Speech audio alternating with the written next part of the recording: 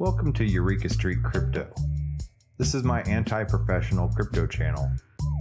I'm just a barely sane dude who fell down the cryptocurrency rabbit hole. This channel is my fumbling attempt to communicate myself outside my own head about my journey in the crypto space. It is basically my brain dump.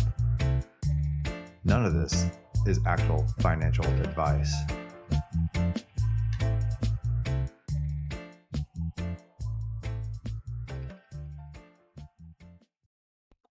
Good morning, everybody. I'm Eureka John, and you're at Eureka Street Crypto, broadcasting live 5:30 in the morning. It is January 4th, 2022. It's weird saying that. And I'm broadcasting from Leander, Texas, a little suburb just outside of Austin. And this is my morning show. Welcome to my morning brain dump and me just talking about crypto and just whatever happens to pass through my head the night before or the morning of or right now. And constantly learning about crypto. And this is where I talk about it before I go about the rest of my day. Today I have to drive down to work, so I'm up extra early doing the deal. Yesterday was a really long podcast, an hour and 30 minutes interviewing Vlad Kostea, who's a Bitcoin enthusiast, and it was pretty interesting. There was no real debate about Bitcoin versus Ethereum. It wasn't like that. It was a really friendly, fun interview, and we talked about NFTs, we talked about Counterparty, we talked about his life, we talked about crypto wallets, we talked about all the magazines that he makes and creativity and stuff like that. It was really cool. It wasn't what a lot of people would probably expect from somebody who is, likes Ethereum like myself versus somebody who's more of a Bitcoin maximalist. A lot of that is just like, pro wrestling type of talk on Twitter. Whenever you actually talk to people, we're all here for the same purpose. We want to have fun too, because crypto should be fun. We shouldn't forget about that. And that's one thing that I think that he's doing. A lot of people, and to me, in my view, in the Bitcoin space, have lost the whole idea of fun, and a lot of people in the Ethereum space are starting to as well. And as things are getting to be more high stakes and investment opportunities rather than just fun. And I think that's kind of what NFTs brings back to it, and they're bringing a new type of investor as well.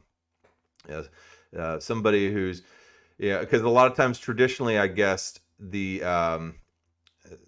person getting into crypto really was libertarian focused, and which I am too, but and really is really thinking about decentralization, the idea of the foundations of money, what fungibility versus non-fungibility is, talking about permissionless and anti-censorship and everything like that. Whereas somebody in the NFT space is mainly just like, hi, I like turtles. Like, this is cool looking. Can I make it my PFP, my profile pic, or can I, use this in my game and transfer, this sword from one game to another. It's a whole different mentality, and so it's really interesting to see Bitcoin coming full circle back around with things like Counterparty that are allowing NFTs and tokenization of assets and stuff like that in Bitcoin. And they were doing all this stuff in Bitcoin before Ethereum was, in some sort of way, and that's another fascinating historical aspect to it, is a lot of this functionality, like through Mastercoin and colored coins and Counterparty and all this stuff, was around well before Ethereum, and they were playing around with this stuff. And Vitalik Buterin, who founded Ethereum, he was developing and building stuff for Bitcoin,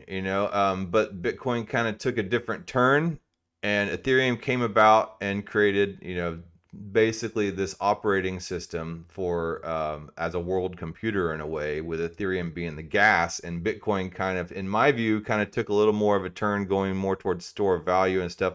And I know the Bitcoiners say, well, Lightning Network, yes, Lightning Network, you open channels between two people, and there can be tons of quick little transactions, and it gets settled when the channel closes. But it's just not as propagated as much right now as a lot of as Ethereum, and a lot of Ethereum layer 2 solutions are becoming, and a lot of these other smaller blockchains like Avalanche and Cosmos and let's think, Harmony, Fantom. You know, there's a lot of other Polkadot alternate layer ones out there that are more akin to Ethereum and made specifically with smart contracts and DeFi and NFTs in mind. Even Ethereum wasn't made with NFTs in mind, but there are a lot of other options out there where Bitcoin, you know, wasn't made with any of that in mind. But there were these experimental projects like Counterparty and stuff like that that were being made at the time. So there were NFTs on with Bitcoin well before there were NFTs with Ethereum. So that was my point. So it was just interesting to find out about a lot of this stuff through Vlad Kostea. He has a really good, healthy perspective on a lot of that stuff. So yeah, and I can clearly tell the guy's hell of a lot smarter than I am. You know, he didn't go to public school, that's for sure. You know, and I did. So, oh man. All right. All right, somebody's jumping in the chat. I can't pronounce your name because it's in Cyrillic alphabet, and I don't read Russian, or I can't read the Cyrillic alphabet, so I'm sorry, man. Anyway, I would love to learn the Cyrillic alphabet and learn to read Russian. I'm a language nerd, you know.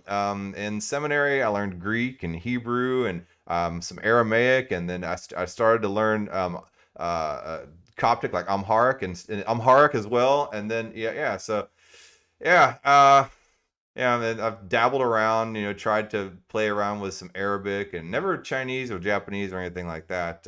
But a little bit Turkish. I don't know.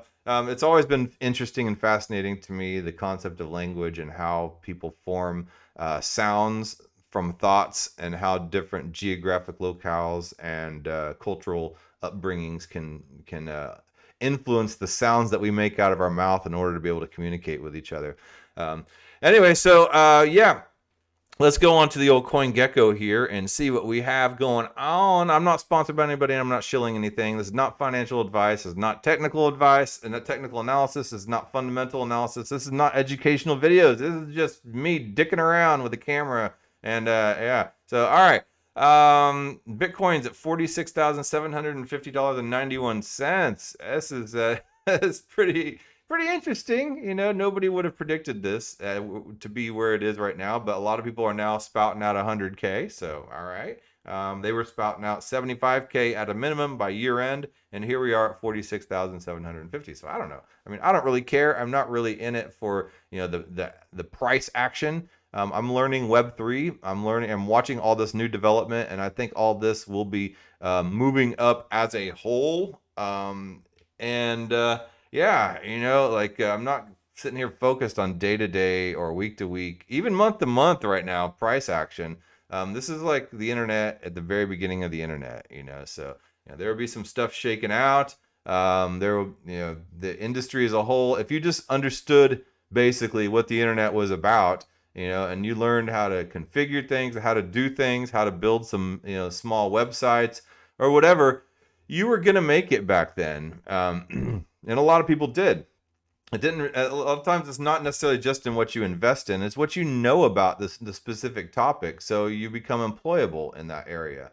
And I feel the same way as well here with blockchain technology, with Web3 and stuff like that. You know, I might not hit the right projects, even though I think I do have some really good ones and holding those tokens. But, you know, at least I know how to use DeFi very well. I'm learning Solidity and how to code in that aspect. I'm learning, you know, all different types of stuff. You know, I'm very familiar with, you know, how to, well, I think I am. Some people might say otherwise, but you know, I can read a white paper very well and be able to parse it down and see if it's a good project or not, or if it's just total vaporware. And those are skills. Those are skills, you know, to be able to look at projects, see what type of project it is. You know, is this a layer 1? Is this a layer 2? Is this, you know, is this infrastructure, or is this an NFT project, or is this derivatives? You know, it's a, you know, a finance tool. So yeah, all that is a skill set, and it's what you jump into the crypto space and you see all these competing projects, and they all look the same to you. Even stable coins. I didn't even know. I thought Tether was some kind of crypto project. It's a stable coin at first, you know, and then you start to sort them all out, and it starts to take shape in your mind, So yeah, much like whenever, yeah, I don't know, if you were to see a bunch of, red cars at first, and of, Chevy, Ford, Nissan, Toyota, and then, once you start to become more familiar with those, at first they all kind of look the same. They're all just red cars, but then you start to like become familiar with the different brands, the different types, like the 2-door, the 4-door, the coupe, and then you start to really, the differences really start to stand out to you after that. All right, so let's scroll down here. Ethereum's at $3,832.36. Binance Coin at $515.85. Solana 171.08. Cardano $1.34. XRP 83 cents. Polkadot $30.01, and Terra is 88.83. That's the top 10. I left out the 2 stable coins because they're always $1 for the most part. Sometimes they might be 99 cents or whatever, or $1.01. And then below that we have Avalanche above the 2 dog coins, Dogecoin and Shiba Inu, and then Polygon number 14, sniffing the butts of the dogs. Hopefully it kicks them out, and it jumps up there with Avalanche and Terra. So yeah, interesting stuff. Let's see where Chainlink is at $23.99. Cosmos has taken a jump, 35.1% in the past week. So that's pretty good. And let's see here. We have Fantom taking a big jump. And speaking of Fantom, Andre Cronje is doing a lot of stuff on Fantom. So let's go into my bookmarks, and I will tell you a little bit about Andre Cronje. The dude is basically a genius in my eyes. He created Yearn Finance. He's created Alchemix. He's created a lot of different projects, and then I think he's been a lending hand into the Fantom blockchain as well. And the Fantom blockchain, it relies on I don't want to say Hashgraph, because Hashgraph is taken up by Hedera Hashgraph, but they've taken Hashgraph technology and created what they call Lachesis or Lachesis, or however you want to pronounce it. And let's see here. Where are you? Fahim.eth sent me a little link on Andre Cronje, and I guess it's his LinkedIn profile or whatever. But it just reminded me to just talk about Andre Cronje, because the dude is one of these foundational people in the space. And if you're new, you're starting to learn the names around the space. And Andre Cronje is one of those names, along with Vitalik Buterin, along with Sergey Nazarov, along with Hayden Adams. Andre Cronje is another one of those big names. So let's take a quick look at Andre Cronje here. Oh, well, that's not him. That's a soccer player or a cricket player, it looks like. I guess that's the cricket uniform, looking all Ivy League-like and stuff like that. So let's see here. But yeah, he is about to release a new project on Fantom.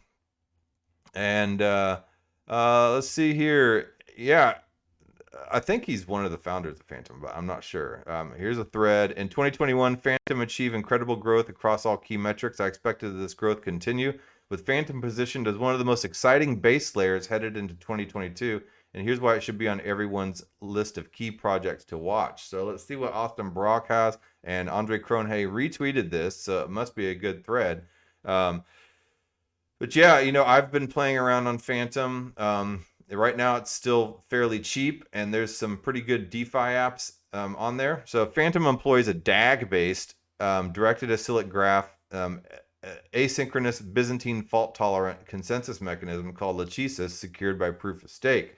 This allows for extremely efficient, scalable, and low-cost method of validating transactions. And I used Fantom, and it's fast.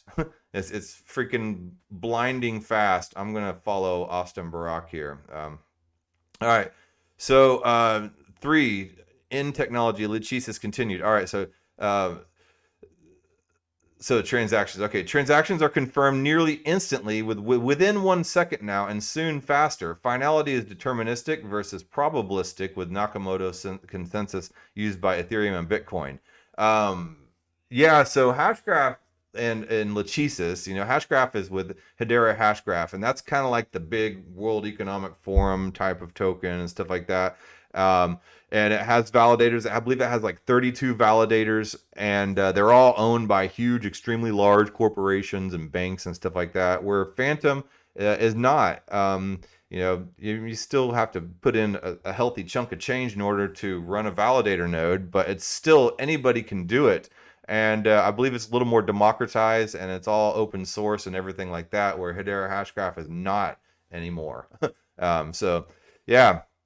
So a Fantom kind of seems to be a little bit more the hash graph for the people. Like I've said many times right now, I believe crypto is going one of two directions. It's either going to go the kind of locked in centralized route where you have to, gain access through some kind of digital ID passport and able to use it, or it's going to be completely decentralized. I think there's going to be a cyber attack, honestly, and I think they're going to completely lock everybody out. And then in order to gain privileges, you have to sign up and get the digital ID. Otherwise, you won't get to access any of this stuff. But all this decentralization of a lot of these crypto projects, like Ethereum and Bitcoin and Fantom, I believe, they throw a wrench into that for these people. And so you can go the route of the decentralized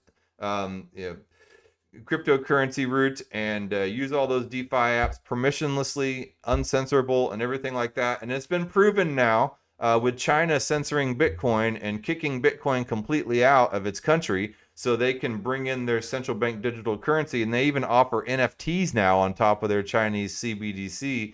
But they're government sponsored NFTs, so they're not going to be that cool. But it just goes to show, like, there were tons of Bitcoin miners that left China with all their equipment and everything. And China was previously criticized as like owning most of the Bitcoin mining operations. And then if something happened to that, then Bitcoin would go into complete chaos. And it didn't. It was barely a blip on the map of Bitcoin. And it just showed that governments can't shut this stuff down, right? No matter how hard they try. And to me, in my eyes, I think Hedera Hashgraph, back to this stuff, is a little bit more on the side of, big corporation and big tech and big government and stuff like that, where Fantom's a little more kind of on the side of the people. That's just my perspective. I might be wrong, and I'm wrong about a lot of stuff. So correct me if I am, and I'm sure people will. So anyway, he says transactions are confirmed nearly instantly within 1 second now and soon faster. Finality is deterministic versus probabilistic, as with Nakamoto consensus used by Ethereum and Bitcoin.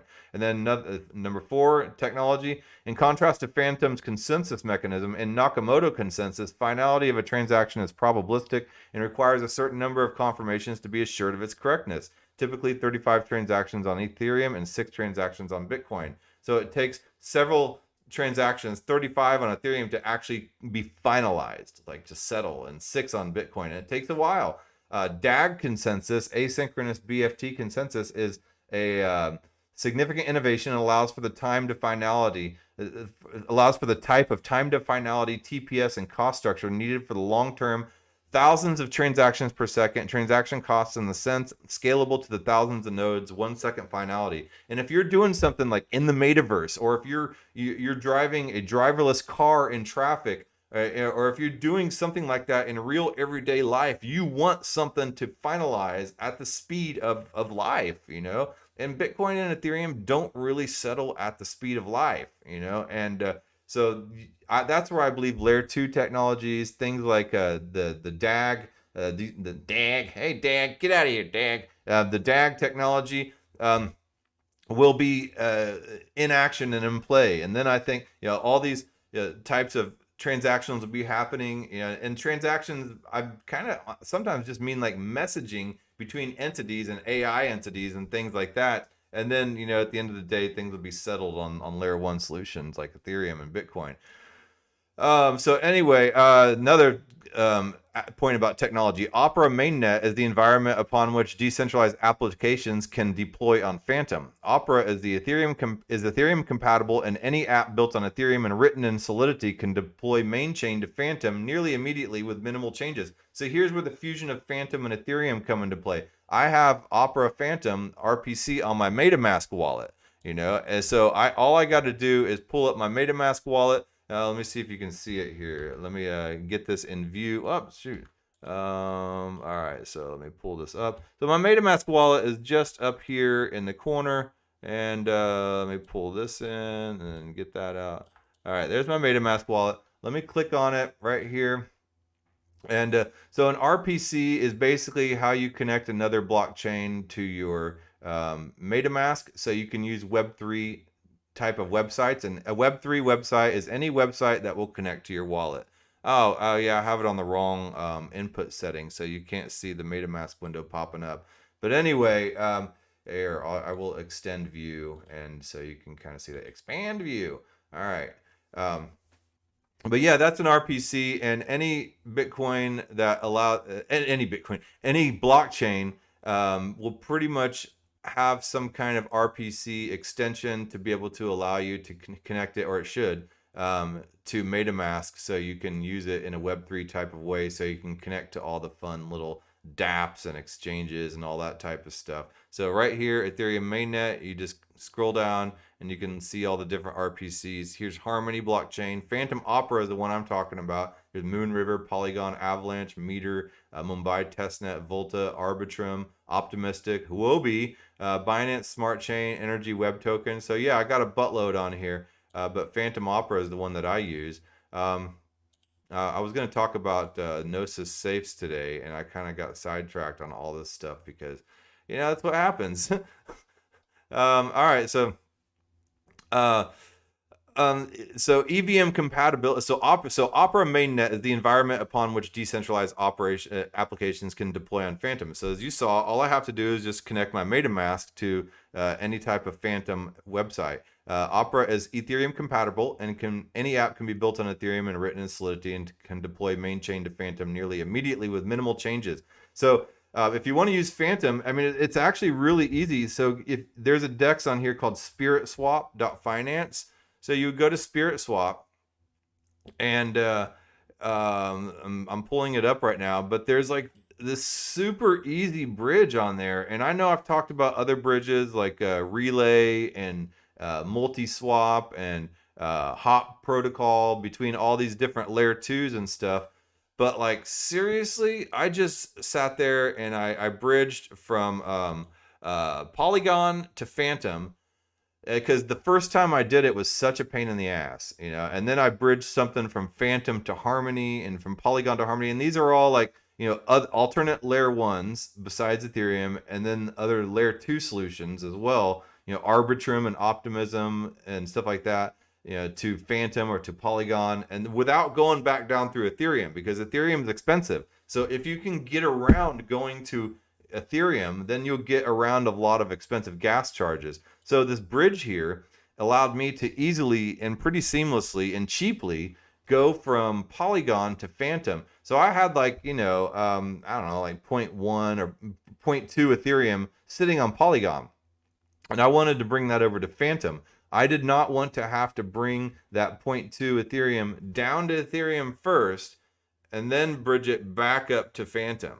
That's kind of like you have two buildings like the Detroit Towers, and you have accounting in one of these towers, and they're at the top space, and you need to go talk to sales. So you have to go all the way down the elevator and then run across the courtyard and then go all the way up the other elevator in the other tower. It's called silos in the business world. And you don't have to do that with this. So right here in SpiritSwap, you can go from, let's say, from Phantom right here. So if I want to take some profits and go from Phantom, but then there's this really cool dApp and this cool DeFi project over on Polygon, so I can just go bam and go right over here to Polygon, or I can go to Arbitrum, if I wanted to use gmx.io or something, or the Sushi Swap Arbitrum version, I could do that. Or if I wanted to go over here to Avalanche and go use Wonderland, .money and jump into some time tokens, So yeah, I could take my profits from HectorDAO and go over here to Avalanche and drop them into Wonderland.time, and I could do it really cheaply and really seamlessly. And there's a lot of different options that you can do. Well, right here, let's see. I guess each one allows different type of options. So whatever blockchain you're using offers the different options there. But yeah, and I did it for I think I did it. I can't remember how much it was, but it was like under $5, so it was super cheap. Yeah, so I wasn't planning on talking about this today, but this is how it goes, right? All right, so It says EVM compatibility is extremely important because it allows apps struggling with high gas fees and low transaction fee times on Ethereum to deploy on Fantom as a pressure release valve mechanism, providing users with fast and cheap transactions. That is absolutely correct. So let's go back over here. All right. So, and then they said, just as importantly, both users and developers can use the same tools, making the experience seamless. This includes wallets like MetaMask and dev tools like Truffle. That's what you code in Solidity using is Truffle, the Truffle suite. Because of this seamless compatibility, a number of Ethereum-based apps have focused on Fantom for their multi-chain deployment strategy, including Spell, Yearn Finance, Curve, Ice, and Sushi. A lot of these dApps and these DeFi applications and stuff like that are doing multi-chain deployments now, not Uniswap. And a few episodes back, I criticized Uniswap for sticking to one layer 2 optimism and Ethereum only. I don't know if they're going to do well like that, because right now the future for 2022 is interoperability. You can't just be Ethereum focused anymore. So like Abracadabra.money is building on Sushi as well. They're building on Avalanche. They're building on Fantom. DeFi Kingdoms is building on Avalanche and Harmony. And I think they're going to be building on the Binance Smart Chain as well. So all these applications are starting to become multi-chain, and you can jump on and use whichever version you want and all that type of stuff. And they're becoming easily bridgeable, like I just showed you in SpiritSwap.finance. EVM compatibility also allows synergies to flow in both directions. Native Fantom applications can start on Fantom for the incredible community and strong technology, fast, cheap, and scalable, knowing that they can easily expand multi-chain to Ethereum soon after, right? So that's the whole big thing about EVM compatibility. Fantom architecture allows for the creation of app-specific chains beyond Opera. So not Opera the browser. I got that confused, because I'm, way back, early 2000s web developer guy.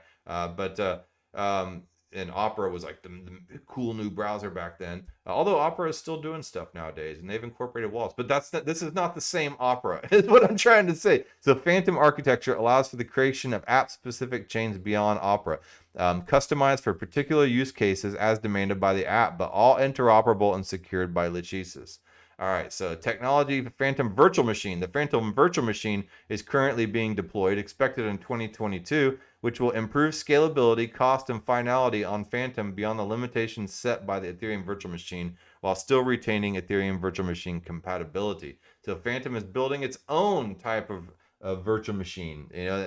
On Cosmos, there's the Wasm machine as well, and a lot of those make Ethereum Virtual Machine look kind of clunky, but they're still compatible with the Ethereum Virtual Machine, because that is kind of what everything is becoming compatible with now, even if there are better alternatives within the blockchain.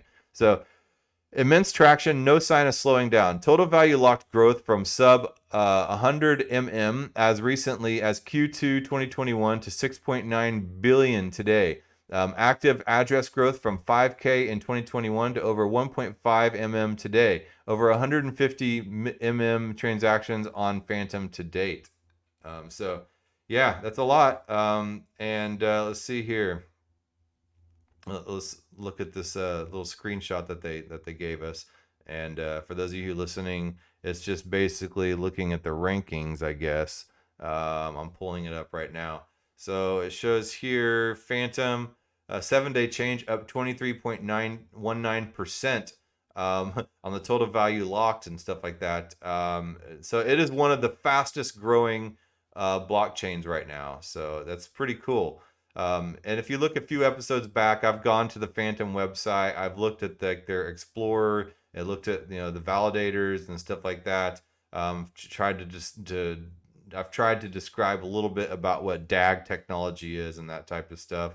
And then if you see here the curve on the unique addresses chart from January to October, right around July, that curve started to spike upwardly dramatically of the Fantom unique addresses. So Fantom is growing. And then in point number 14, Austin Brock says, one of the most well-designed ecosystem incentive programs. Any project that achieves and maintains specific total value lock slash active users levels is eligible.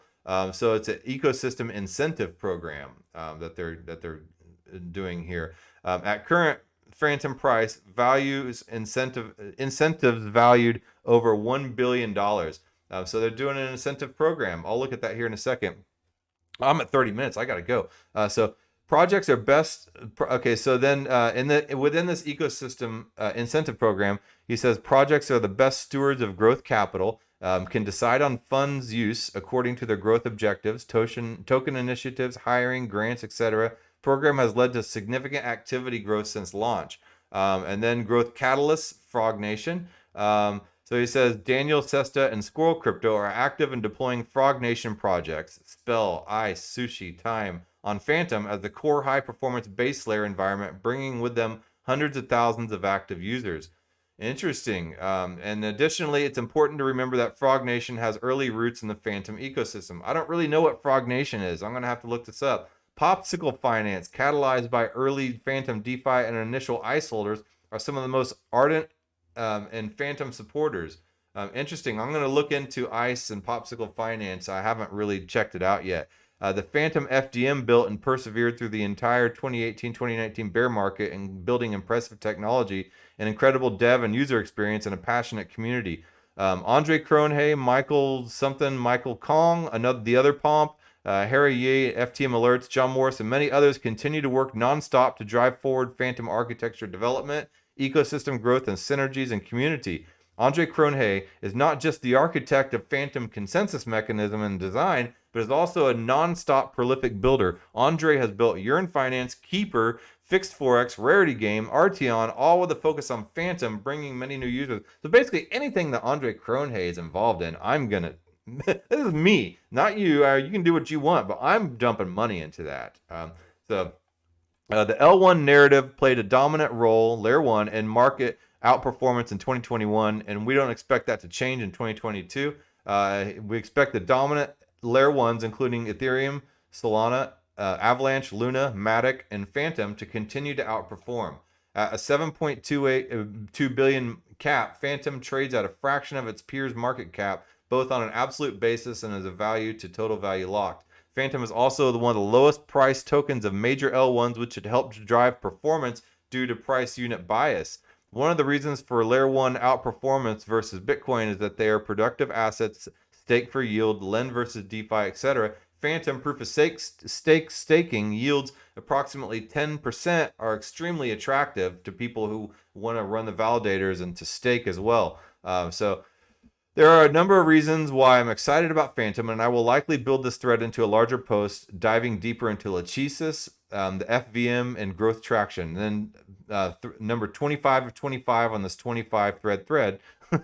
I've written about Fantom many times in the past, but I'm super excited to share my thesis in greater length today. Hope you enjoyed it. And this was a great thread about Fantom, and I'm glad I kind of stumbled upon it by going to Andre Cronje's Twitter page. So if you haven't followed Austin Barak, it's at Austin Barak, Barack, and it looks to be somebody really good to follow. And if you haven't followed Andre Cronje, I mean, follow Andre Cronje. He's one of the pivotal figures in crypto right now. It's Andre, Andre Cronje, Cronje. I guess that's like Serbian or something. I don't know. I'm not really sure what nationality and name, but it's Andre Cronje Tech is his Twitter handle. So Andre Cronje Tech, and basically, you know, I completely admire the dude.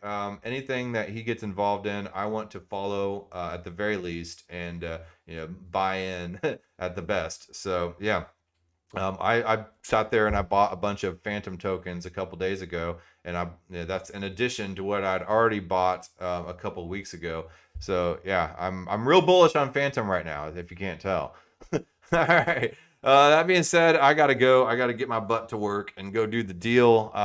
Yeah, this is a totally unplanned show. I was gonna talk about Gnosis safes. I was gonna talk about Parcel.money. And I've been meaning to talk about DreamDAO. I'm going to get around to talking about DreamDAO soon as well. So I just got a lot of stuff that it's exciting stuff just popping up that I need to talk about, and yeah, you wake up in the morning and you have one plan in mind, and then you see something cool and you're like, whoa. And that's what this show's all about, is not having a plan, because people in crypto don't really have a plan right now. We're all figuring it out as we go along here, and the headlights only go so far for us to see. And you got to react quick.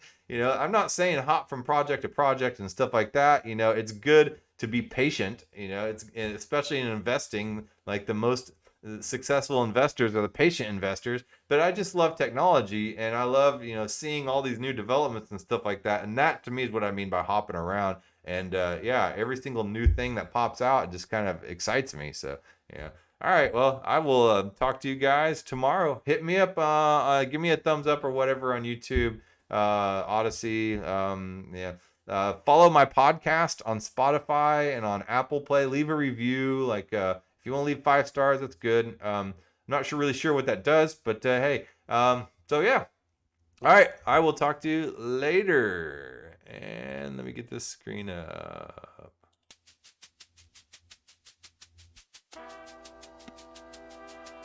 Thank you for making it to the end of this program. If you actually like this content, give a thumbs up. And if you want to hear more, just hit the subscribe button. I'm available on YouTube, Odyssey, and BitChute, and on all the major podcasting platforms in audio version. Spotify specifically. If you would like to follow and leave a review, that would help a lot. I am also available on Twitter at EurekaJohn1. That's EUREKA John, JOHN, and the number 1. My DMs are always open. Feel free to shoot me a message. Thanks again.